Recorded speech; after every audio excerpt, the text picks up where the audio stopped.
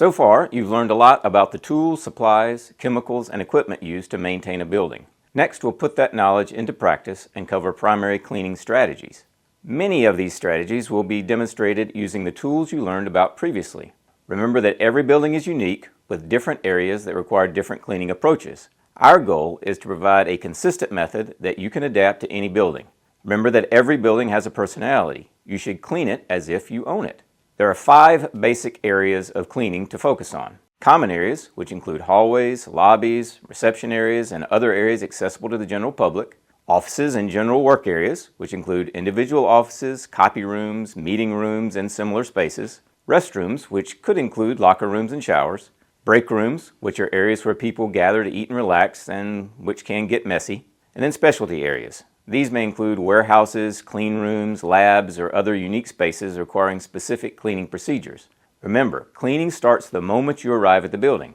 Park in your designated area and check for anything out of place outside the entrance. There may be trash in the parking lot or cigarette butts just outside the door.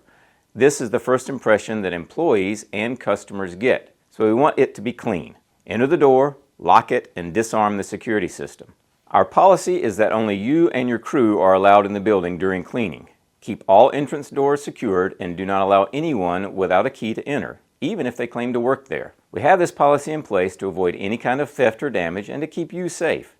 If someone is already in the building, notify them of your presence and note it in the logbook.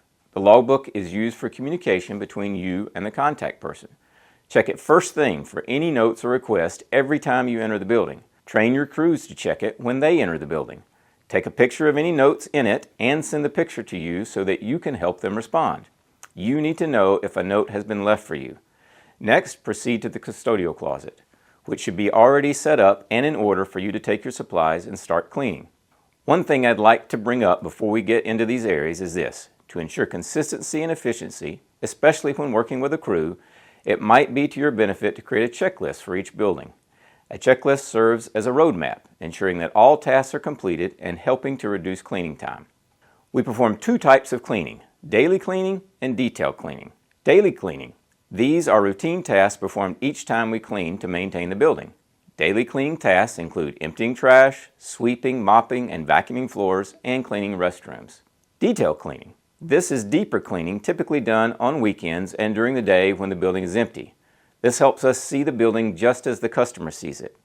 You'll find that a thorough detail cleaning makes daily cleaning easier. So, let's get started. In most buildings, except small ones, which are typically under 5,000 square feet, you'll have a crew of 2 cleaning. Typically, the 2 parts of cleaning for the crew is one person does common spaces and offices, and the second person does restrooms and break areas, and then starts on floors behind the first person. We have assembled our cleaning supplies, including a 32-gallon Brute on wheels, ostrich feather and lamb's wool dusters, a toilet bowl brush, general and neutral cleaners, window cleaner, safety glasses, scrub pads, microfiber rags, disposable gloves, and trash liners. We have what we call a saddle bag on the Brute that can be used to carry extra paper towels, toilet paper, and trash liners. Each night before you leave, you want to have everything stocked and ready to go for the next cleaning. Remember to always have a starting and ending point when cleaning a building. A general rule of thumb is to start at the farthest point from the dumpster to minimize the distance you carry the trash. As you get more experience in each building, you'll figure out the most efficient way to clean it. The more you can accomplish with each step, the better your building is going to look and the more efficient you'll be. For daily cleaning, you focus on cleaning from eye level down. Always put the Brute behind you to avoid spills. Keep the Brute with you so that you aren't taking extra steps to go back to the Brute for supplies. When emptying trash cans, check the liner and replace it if it's soiled, ripped, or wet. Avoid pushing trash down with your hand. Use the bottom of a trash can instead. It's a good habit to put 2 or 3 extra liners in the bottom of the trash can. The proper way to install a new trash liner is this. First, you need to open it up, then place it in the trash can. Take a piece of it and pull it to tighten it up around the top.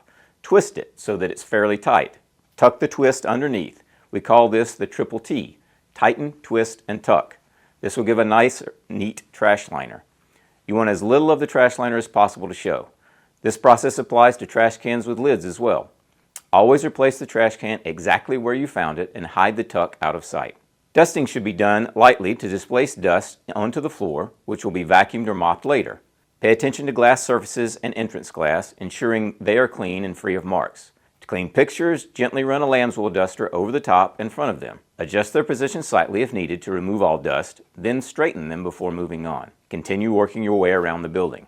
Horizontal surfaces should be checked daily for dust. Vertical surfaces, other than doors and windows, are done in your detail cleaning. In the next video, we'll talk through procedures for cleaning specific areas and rooms in buildings.